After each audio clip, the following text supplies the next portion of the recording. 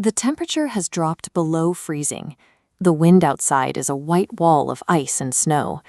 You push back the flap of your shelter, and stepping outside to answer nature's call means risking immediate frostbite. Native American tribes living through these winters engineered highly precise, reliable systems to manage biological needs during sub-zero emergencies. To put their ingenuity into perspective, consider the public health reality of Europe much later in history. As late as 1854, residents of London were drawing their daily drinking water straight from the cholera-infested sludge of the Thames River. Centuries earlier, around 1100 AD, the Aztec Empire had already built an urban public health infrastructure that functioned at a scale unknown in Europe. The island city of Tenochtitlan featured massive, organized street cleaning crews and advanced indoor plumbing systems. History books routinely skip over the dirty details of how ancient people managed human waste. But examining these methods reveals the survival science required to sustain large populations in extreme environments. We are unpacking the forgotten, extreme engineering of ancient American sanitation. We will look at how indigenous populations mastered their environments, moving from zero-degree winter survival hacks to the complex plumbing of zero-waste urban metropolises.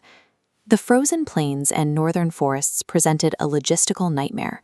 When the ground turns to stone and blizzards erase landmarks in minutes, walking to a designated outdoor latrine becomes dangerous.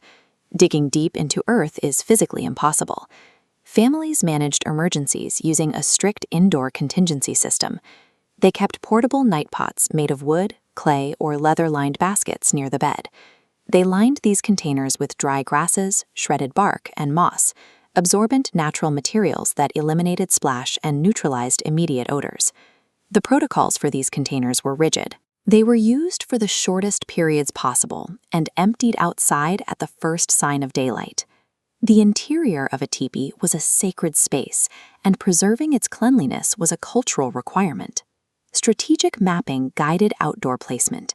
Tribes studied terrain slope and airflow, deliberately placing latrine areas downwind from the camp to ensure odors drifted away from the living quarters. They also utilized ancient chemical engineering. After use, the waste was tightly packed with snow and sealed with a layer of fire ash. The ash acted like a natural lime, a mineral that inhibits decay and kills surface pathogens. Even animal waste had a specific structural purpose. Dried bison chips were gathered and stacked to build insulated windbreak walls. When placed around the outdoor latrines, these thick organic barriers shielded people from the freezing wind and retained heat. These tribes actively weaponized the freezing temperatures and natural chemical insulators around them. By combining strategic placement, organic absorbance, and extreme cold, they created biosecure containment systems in some of the harshest conditions on the continent. Thousands of miles south, the environment required a completely different scale of engineering. The Aztecs built their metropolis, Tenochtitlan, directly in the middle of a tropical swamp. To supply a dense population with safe drinking water, ruler Nezahualcoyotl commissioned a massive aqueduct system between 1466 and 1478. This network pumped pristine spring water from the mainland directly into the urban center. This schematic shows the dual canal system the Aztecs engineered to transport that fresh water. Two parallel plaster-lined channels ran side by side through the city. This dual-track design allowed for continuous operation during maintenance. Workers diverted the entire flow of drinking water into the right canal, completely shutting down the left side. This allowed them to scrub, repair, and clear debris from the dry canal without ever interrupting the city's freshwater supply. Solid waste was managed with the same rigorous efficiency. Workers collected excrement from a vast network of public privies using canoes. They ferried it out to the Chinampas, artificial floating agricultural islands, where it was applied as fertilizer to grow the city's food. Liquid waste was also chemically recycled. Urine was collected in public pottery vessels stationed around the city. Because urine contains high levels of ammonia, local textile workers purchased it to use as a mordant, a substance that helps fix dyes permanently into fabrics. The Aztecs engineered a highly monetized zero-waste infrastructure. They turned human byproducts into agricultural yields and textile tools centuries before European planners implemented municipal sanitation. Researchers look to pathoecology to understand how these systems fail. Pathoecology is the study of how environmental conditions and human behavior interact to spread disease. It shows what happens when the balance between waste and water breaks down. A historical cautionary tale exists in the ancestral Pueblo villages, specifically at Antelope House in the Canyon de Cherie.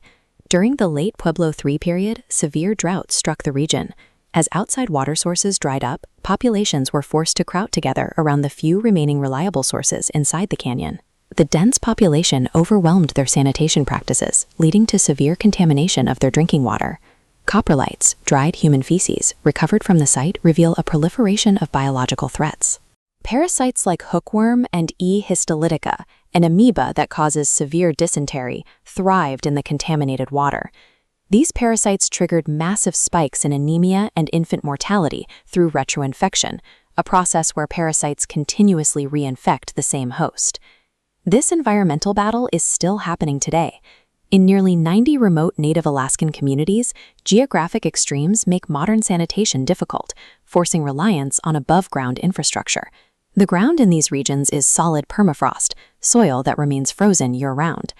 Because you cannot lay underground pipes in shifting ice, over 8,000 residents rely on honey buckets, which are crude, unplumbed bins that require users to manually haul untreated waste out of their homes. This line chart visualizes the public health consequences of that compromised system.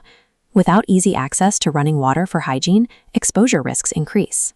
Between 1987 and 1989, hepatitis A cases in these regions spiked from 241 to 643. Whether we are looking at an ancient canyon suffering from drought or a modern village built on permafrost, the biological math remains the same. A civilization is only as secure as its ability to separate its drinking water from its waste. Modern Western sanitation systems are largely built around the concept of disposal. We flush waste into pipes, treat it with chemicals, and pump it into oceans, treating the environment as a void that absorbs our byproducts.